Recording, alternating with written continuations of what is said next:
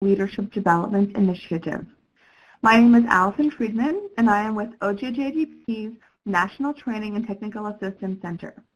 As your technical host, I would like to inform you of a few features of the Adobe Connect webinar platform and provide a few announcements to keep in mind.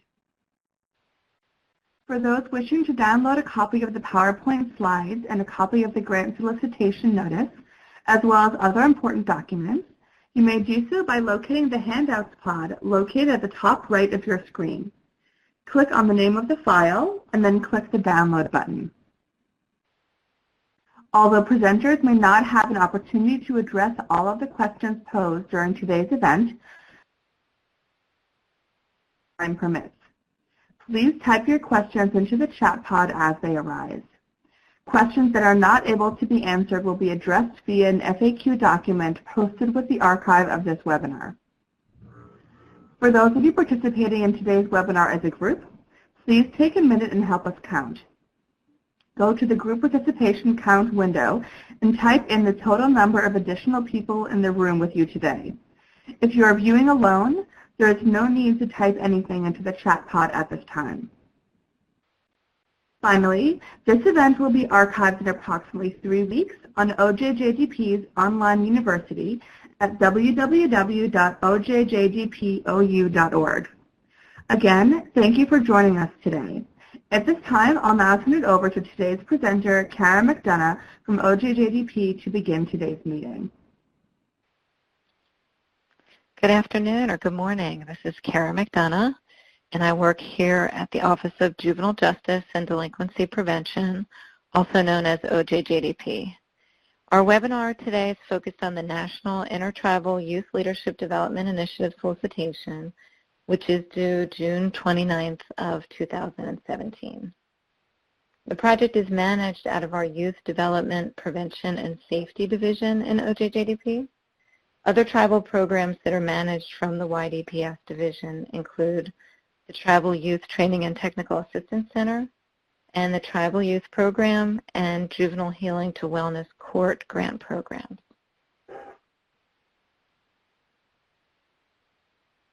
The webinar today is broken down into 3 sections. The first will give you some history of OJJDP's tribal youth leadership efforts. The second section will explore some of the basics of the solicitation, such as the goals and objectives, and the last section will concentrate on how to apply. There will be opportunities to ask questions throughout the presentation. And please do feel free to type your questions in the chat box at any time.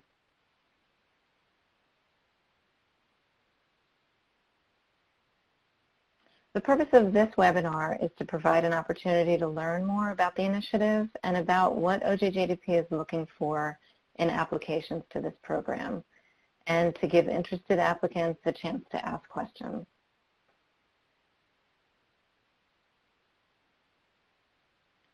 OJJDP has been interested in and involved with youth leadership and youth engagement efforts geared specifically towards Native American youth for many years. The National Intertribal Youth Summit grew out of a series of listening sessions with tribal youth. These sessions culminated in an initiative where OJJDP worked with tribes and with federal officials to host a yearly youth summit for tribal youth that were involved in OJJDP's grant-funded programs.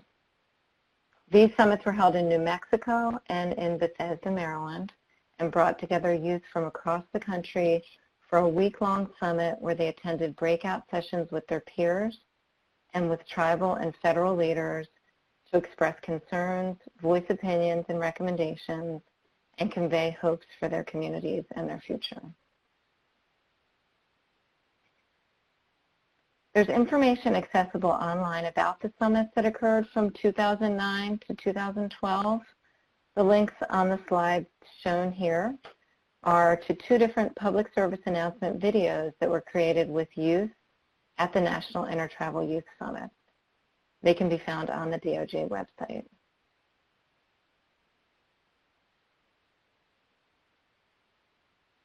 In both the listening sessions and the breakout groups and evaluations that were part of the summits, youth expressed how important it was to them to connect with their peers across the country, to learn from and to form networks of support, as well as how much they valued the opportunity to learn to tell their stories and express their priorities and values in a public setting.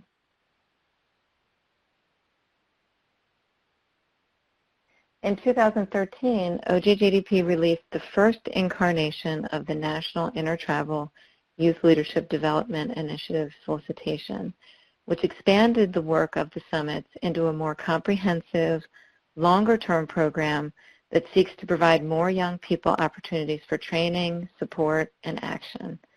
This solicitation was geared not only towards youth in OJJDP-funded programs, but towards all tribal and Native American youth, and specifically towards those in more remote areas that may not regularly have the opportunity to attend gatherings of their peers.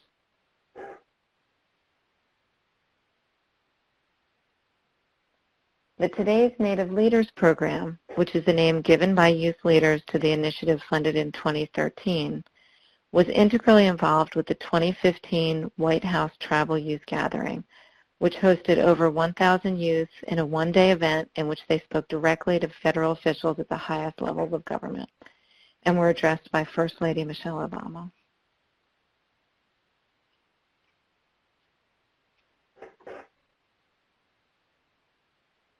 That brings us to 2017.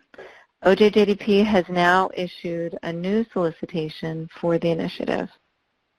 Like the 2013 solicitation, this is also a 4-year award.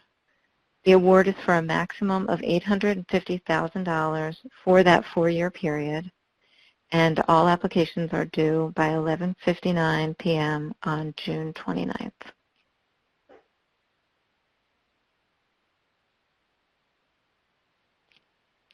The guiding principle for the youth leadership development efforts are to provide opportunities to engage youth in our work to improve public safety, juvenile justice, and delinquency prevention initiatives. The initiative promotes the idea that youth engagement and the perspective and insights of youth and youth leaders are critical to the success of these efforts. In addition, the intention of this solicitation is to continue to build on the successes and learn from the lessons of previous efforts in order to expand opportunities for young people, particularly those who have not benefited from the services, supports, and activities of youth development and youth leadership efforts. Again, the award is for a 4-year period and is for a maximum amount of $850,000 for that 4-year period. The award is being made as a cooperative agreement, which is different from a grant. A cooperative agreement is made for projects in which OJJDP intends to have a significant amount of involvement, perhaps because it's considered a high priority project or a signature initiative, or because it's of particular significance to OJJDP. This means that the office works closely with the awardee on materials, agendas, and logistics related to the award's deliverables. In addition, the expectation is that the awardee will work closely with other training and technical assistance providers that work with tribal programs for OJJDP.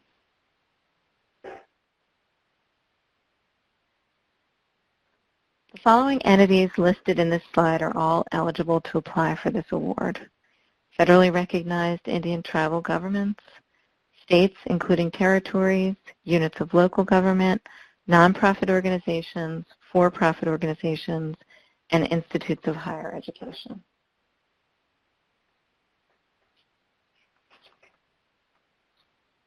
The goal of the initiative is outlined in the solicitation and appears on this slide. Overall, the emphasis for all the activities and deliverables is to reduce risk factors and increase resiliency for Native youth. While the project objectives to accomplish this goal center on the creation of both regional and national gatherings, as well as trainings and other resources for both youth and youth-serving programs, an important and new component to this year's solicitation is the recruitment, training, and support of a group of youth leaders that will be integrally involved in the development and implementation of the project.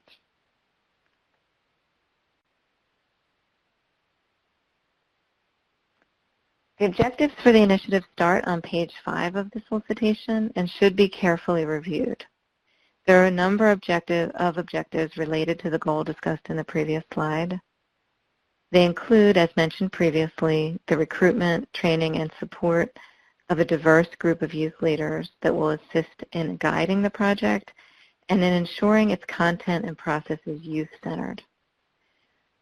The development of at least 8 gatherings to include both regional gatherings designed for a particular area of the country, as well as national gatherings designed to bring together a wider range of youth from across the country.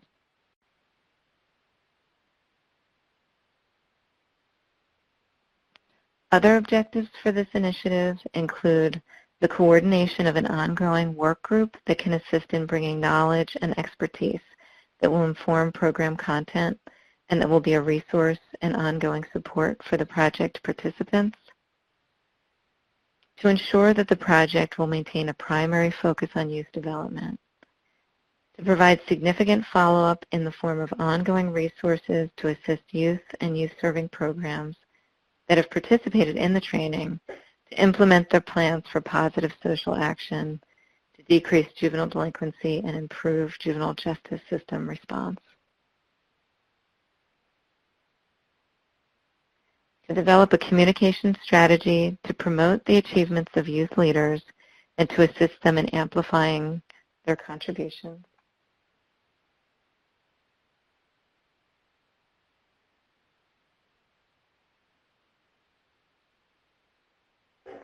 To work with OJJDP training and technical assistance providers to share resources, to promote opportunities, and to build on any synergy that may occur as a result of the work in the same or similar communities. And to develop a participatory evaluation model to gather feedback, to build skills among participants, and to incorporate lessons learned in order to continuously improve and strengthen the initiative.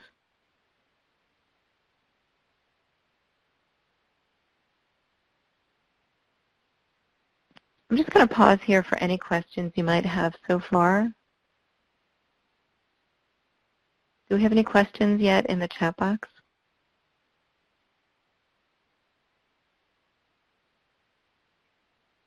Okay, please feel free to chat any questions you might have throughout.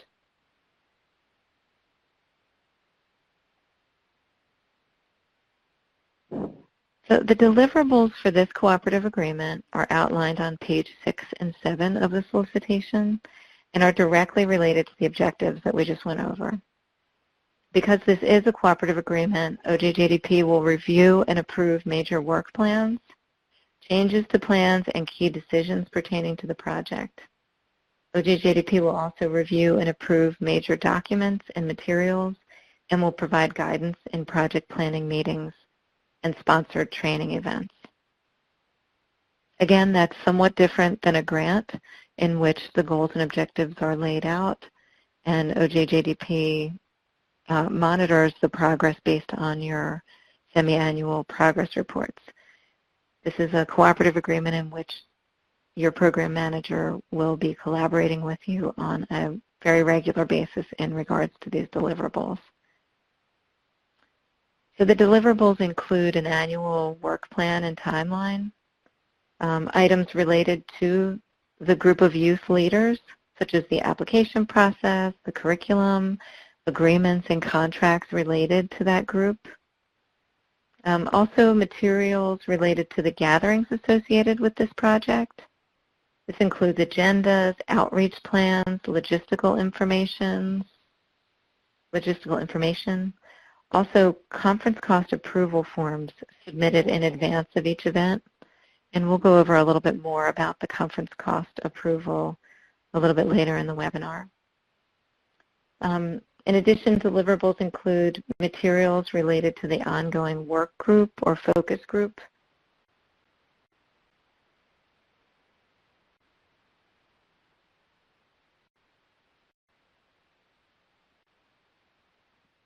In addition, there will be resources related to the ongoing follow-up with training participants and the communication plan and the evaluation plan with the associated material, in addition to a semi-annual progress report and a yearly summary report that details the activities accomplished and the lessons learned.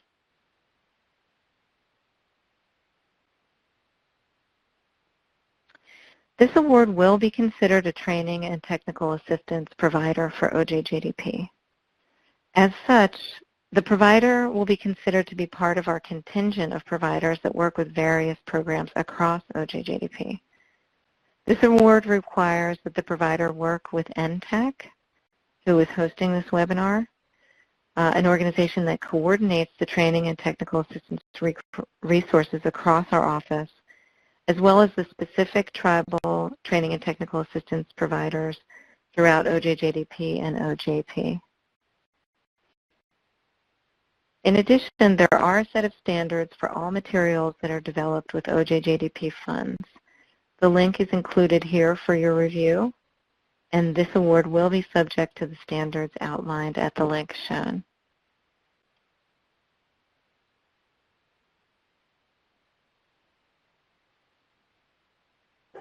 Again, this slide reiterates the award is a cooperative agreement. Therefore, the provider will be working very closely with their OJJDP program manager in order to have materials reviewed and approved throughout the life of the award.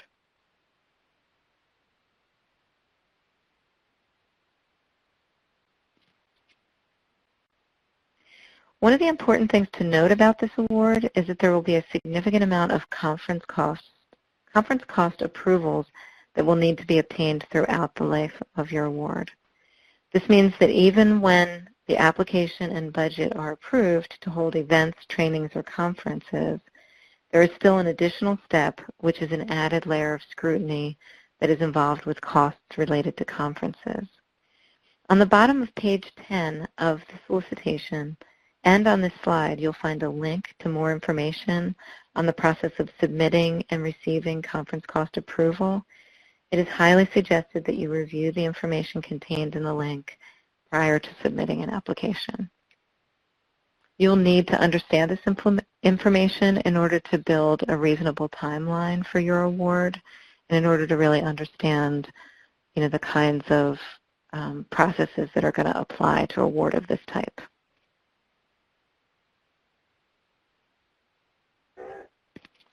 This slide contains a listing of the major items included in an application. Each of these major components must be present in your application. We advise applicants to have someone else look over your submission prior to the deadline to ensure that all these components have been included. We understand that it's a very dense application. There's a lot of information that is being requested, and there's a lot of different components to this. And so that's why we basically recommend in all our applications to try to, finish up the award prior to the deadline and to really have, at least another set of eyes that hasn't been involved with the application to look over and to double check and to make sure that everything is present. We do, sometimes get applications that it's evident that people have spent a lot of time and effort on, but they are missing a couple of the critical pieces and unfortunately cannot proceed to peer review. So we don't want to see anybody have that experience. The information that's contained in the application is on this slide. It's the SF424, which is an application for federal assistance, the project abstract, the program narrative, the budget detail worksheet and budget narrative, the indirect cost rate agreement, if that is applicable, if you have one, the tribal authorizing resolution, again, if that's applicable, it may or may not be, the financial management and system of internal controls questionnaire. This also includes a disclosure of a high-risk status, if that applies, a disclosure of lobbying activities, and additional attachments that are outlined in the solicitation. So we're just going to take a moment and go over each of these important components to your application. First off is the project abstract. We ask that all applications include a project abstract that summarizes the proposed project in 400 words or less. It's basically written for a general public audience, and it's submitted as a separate attachment with project abstract as part of its file name. It should include the project's purpose, the population to be served, the activities that you'll implement, and how you'll measure projects towards the goals. And you should also indicate whether any portion of the budget is used to conduct research. There is a detailed template available on page 12 of the application.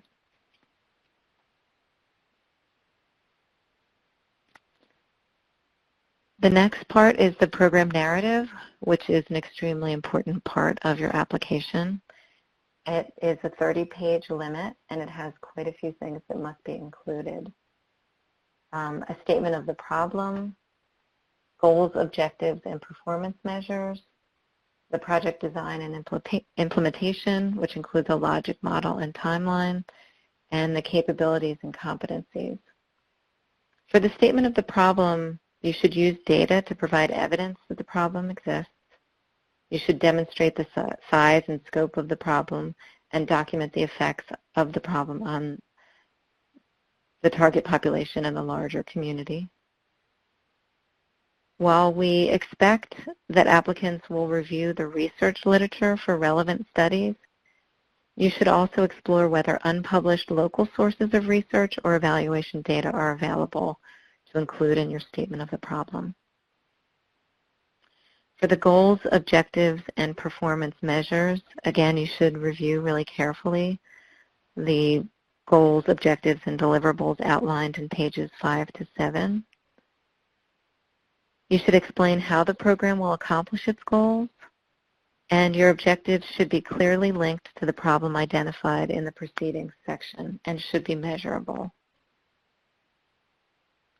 For the performance measures, OJJDP does not require applicants to submit performance measures data with your application. Performance measures are included as an alert that we will require successful applicants to submit specific data as part of your reporting requirements. Award recipients will submit semi-annual performance metrics of relevant data through the data reporting tool. There's a link on the bottom of page 14 that you can go to look at information about the data reporting tool that you'll need to know if you are awarded from the solicitation. Also on pages 15 and 16, you'll see a chart that basically goes over the objectives and the performance measures and the data that the recipient provides. So again, while you're not asked to provide specific data, you are asked to talk about how you will gather this data in the event that you're awarded.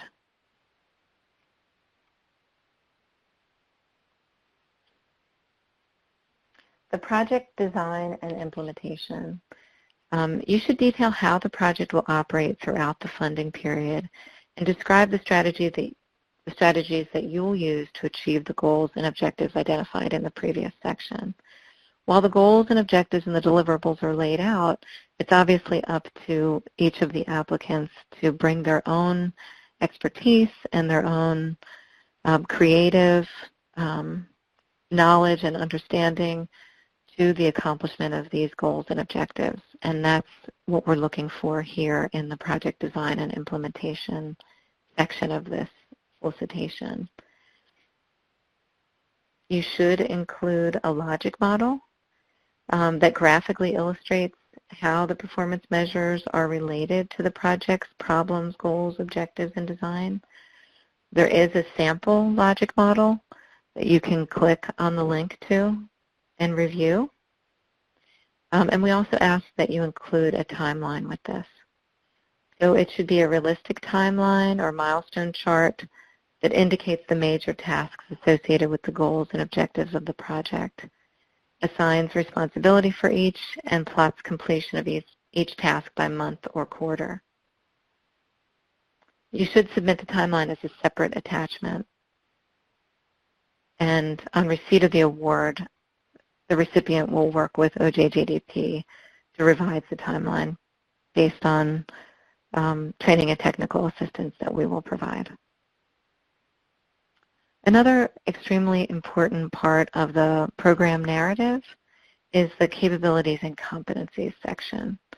So this section really allows you a chance to describe the experience and capability that you have and any contractors or subgrantees that you may be bringing in order to implement and manage this effort and in order to supplement the experience and the expertise that you may have.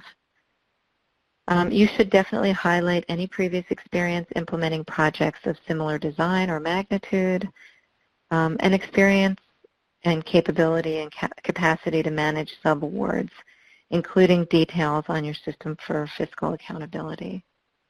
Management and staffing patterns should be clearly connected to the project design, and you should include an organizational chart showing how the organization operates and how this program would fit into your overall design. In addition, you should describe in detail your previous experience working with tribal youth, managing logistical considerations of bringing large groups of youth together, and your overall understanding and experience with promoting youth development and youth leadership skills. Finally, there's a list of bullet points on page 18 that talks about experience and capability in providing services to tribes and tribal youth. And these bullet points are basic kinds of things that organizations need to understand and to demonstrate that they understand in working with tribal governments and in working on issues related to tribal juvenile justice systems. So you will want to review them and speak to those in your capabilities and competencies section.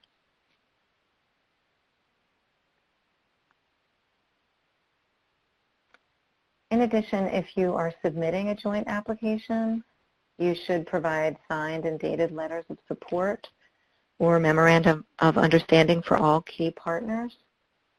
It should include expression of support, the description of roles and responsibilities, and an estimate of the percentage of time. These letters of support may be addressed to our OJJDP Acting Administrator, Eileen M. Gary.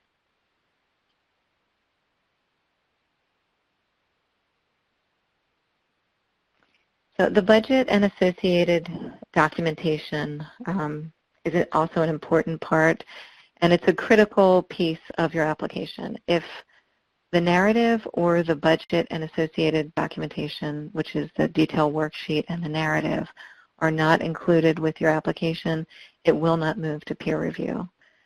So you should provide a budget that is complete, allowable, and cost-effective in relation to the proposed activities. There is a sample budget detail worksheet that can be found at the link on page 19. You are not required to use this sample budget worksheet, but you are required to include all the things that are in there. If you submit it in a different format, just make sure that the categories listed in our budget worksheet are the same. And you should break out your costs by year. The budget narrative should thoroughly and clearly describe every category of expense. The narrative should explain how you estimated and calculated your costs and how those costs are necessary to the completion of the proposed project and how they are reasonable and allocable and cost-effective.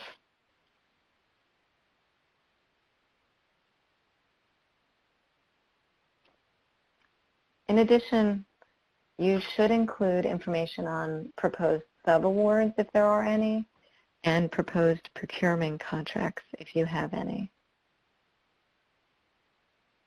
There is information on page 20 that is fairly detailed about the difference between proposed subawards and proposed procurement contracts.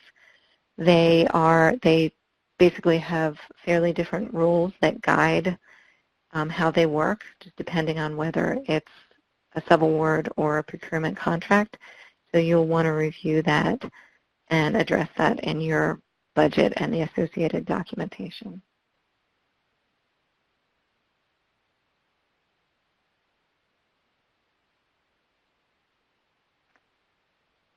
If you are a tribal organization, or a third party and are proposing to provide direct services or assistances to residents on tribal land, a tribal authorizing resolution may be necessary.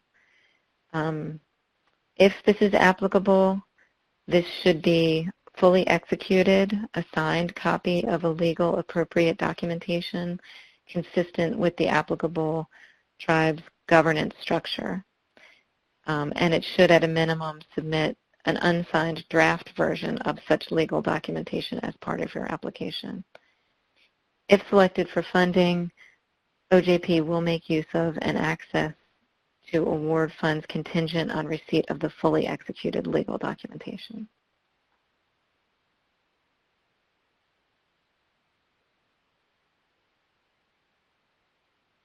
Every applicant must download, complete, and submit the OJP Financial Management and System of Internal Controls questionnaire as part of their application. Among other things, the form requires each applicant to disclose whether it is currently designated high risk by a federal grant-making agency outside of DOJ. The applicant, if this is the case, if an applicant is designated high risk by another federal awarding agency, you should provide information about the awarding agency that currently is designating you to be high risk and the date that that designation occurred.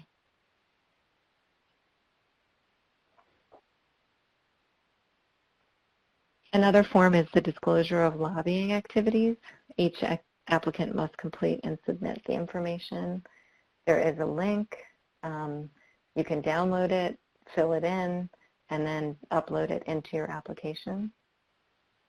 If you don't expend any funds for lobbying activities, you basically just fill it in NA.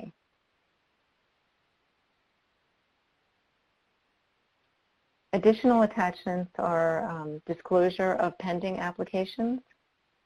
So if you are proposing the same project under a different solicitation, and it would cover identical cost items outlined in the budget submitted to OJP, then you should disclose which applications they are and whether or not you also have an application for sub-awards of federal funds. So we ask for this information to help avoid any inappropriate duplication of funding. Leveraging multiple funding sources in a complementary manner to implement comprehensive programs or projects is encouraged and is not seen as inappropriate duplication. Also, as part of the additional attachments, there is a research and evaluation independence and integrity statement. So the applicant should review the section on research and evaluation, independence, and integrity. If you are not conducting any research, then that's a statement that you would provide.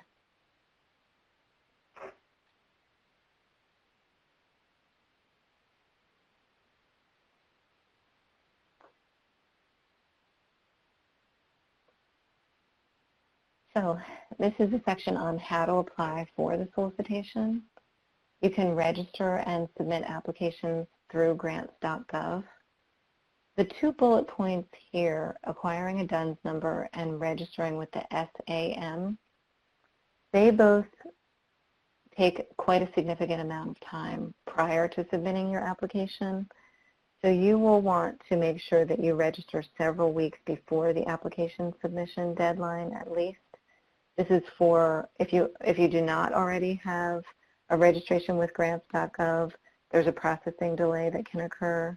And if you do not already have a DUNS number, or if you don't have a current SAM registration, these are all things that should be done well in advance of the deadline.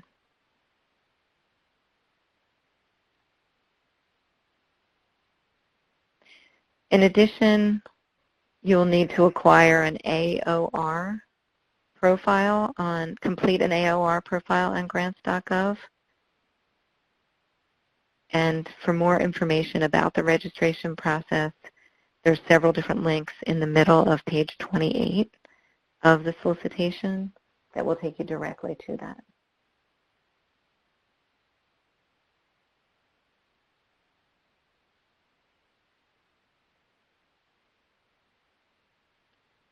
In terms of the review of each of your applications, each of these sections is worth a particular percentage. So you'll see that the statement of the problem is worth 10%. The goals, activities, deliverables, and performance measures are worth 15%. The most significant percentage is designated for the program design and implementation. The capabilities and competencies also are designated a significant percentage, and the budget is 5%. Applications that are complete go on to have a peer review. So that means we recruit people who have specific tribal and tribal youth experience to review these applications. Applications are reviewed very, very thoroughly by the panel of experts, and a consensus call is created in order to have the peer review discuss all the applications and to rank them. And applications are ranked based on the selection criteria that's on the slide. After they're ranked, they're basically put into tiers and given to OJJDP, where we look at additional information such as past performance of any applicant that has had a grant with OJJDP before. We also look at geographical distribution and some other priorities of OJJDP, and that is how the awarding process is completed. Award notifications will be made by September 30th, and basically you'll receive that through GMS, and it will ask you to review the award. It's an extensive document. You'll be reviewing special conditions that apply to the award, and you'll sign and accept the award, and then most likely the budget will be reviewed a little bit more carefully by our finance office and by our program office to ensure that it meets the qualifications, and there'll be some edits required, and then final budget approval will be approved. So for assistance with any solicitation requirements, we do have a response center. If you are in the process of going through the solicitation, perhaps with partners or with a team of people, and you may come upon questions that you didn't initially have during this webinar, you can call the response center, you can email the response center at any time. They will answer any questions that they can. If there's more specific, detailed questions, they will come to the program office, and we'll make sure that your questions get answered. If there are questions directly related to your grants.gov process, then you will call the grants.gov customer support hotline.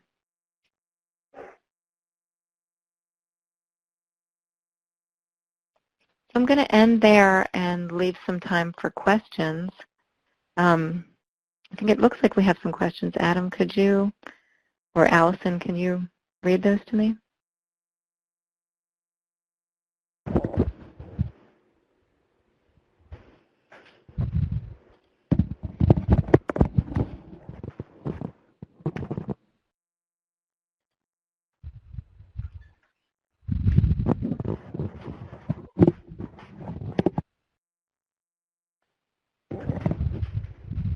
I think we might be having a little technical difficulty. I can go ahead and read them out of the chat box.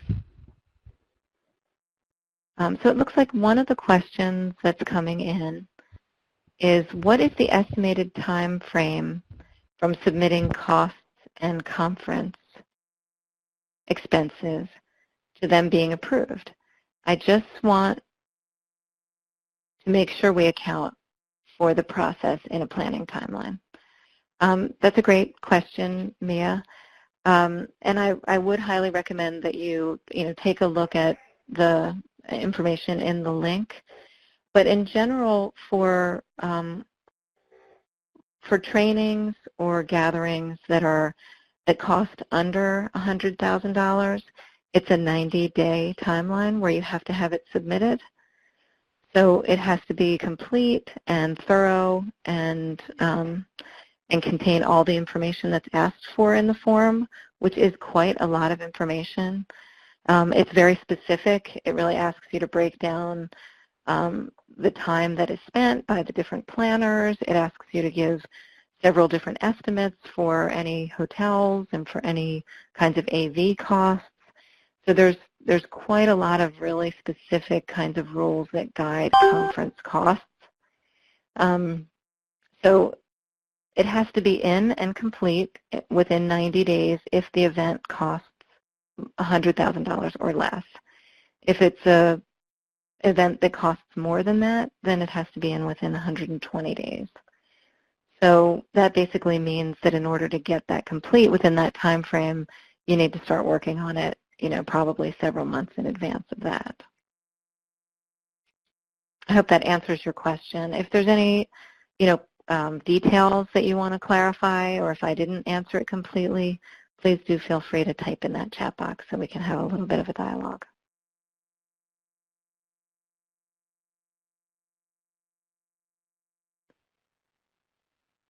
Okay, so the next question from Lynn Ann is, are grantees allowed to partner or solicit funds from other agencies and foundations to cover costs that are not allowable by OJJDP? The answer to that is yes. So you will want to state that in your application. There is a section in the application that talks about matching or cost sharing. This solicitation does not require any matching or cost sharing, but it is allowable. There are, certain specific rules that may govern, particular kinds of uses of funds, but it is allowable. And if you may or may not include that in your budget.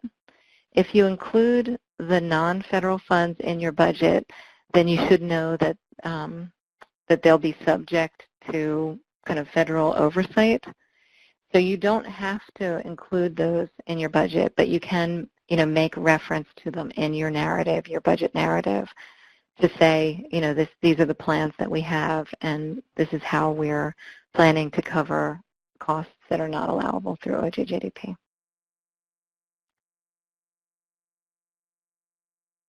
So again, I hope that answers your question, and if not, please do feel free to type some more information in. Great. So Julian's question is, what is the maximum permissible indirect cost rate? And we don't actually have, a maximum permissible indirect cost rate. It basically is whatever your approved indirect cost rate is. We, ask for a copy of your approved indirect cost rate. You'll want that to be as current as possible, and that's what we go by. If it happens that the indirect cost rate is such that you won't have the funding left to accomplish the goals and objectives of the program, then that'll obviously put your application at a disadvantage. But we don't set a maximum ceiling for it.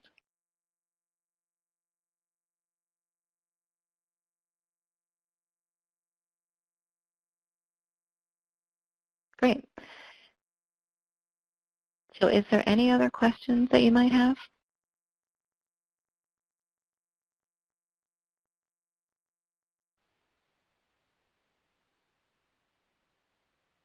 I'll give people a minute just in case you're looking through papers or want to talk to each other about a question that you might want to ask.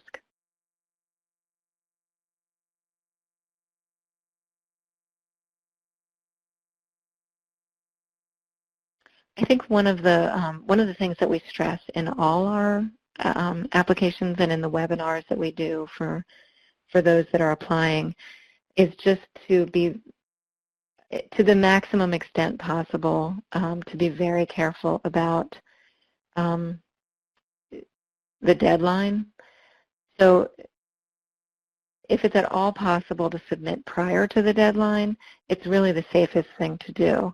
Because there are so many layers of things, you know, there's so many attachments, and grants.gov has its own process, and that even after you are, you know, finished with all the different things that have to be taken into account to get a full and complete and, you know, and really thorough application, then the process of actually getting it into our system, you know, can sometimes be another obstacle.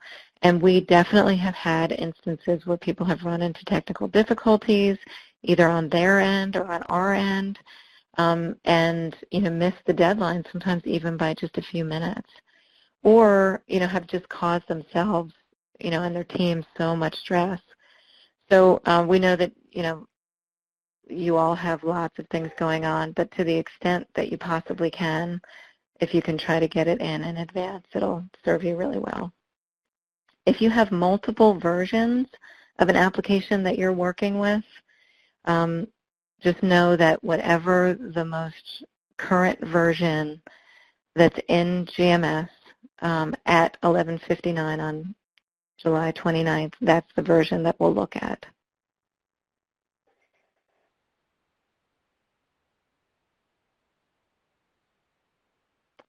I don't see any more questions in the chat box, but I just wanted to call your attention to the image that's on this last slide.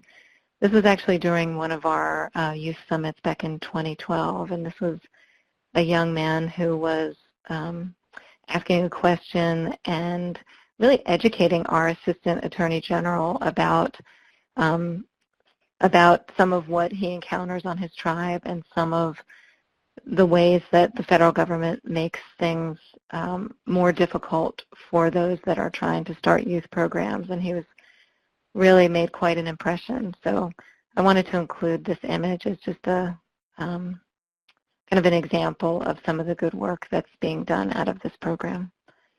And we really appreciate your interest and your time. I don't think I see any more questions. So just know that if any more questions arise, you can definitely contact the Response Center, and we'll get back to you just as soon as we can.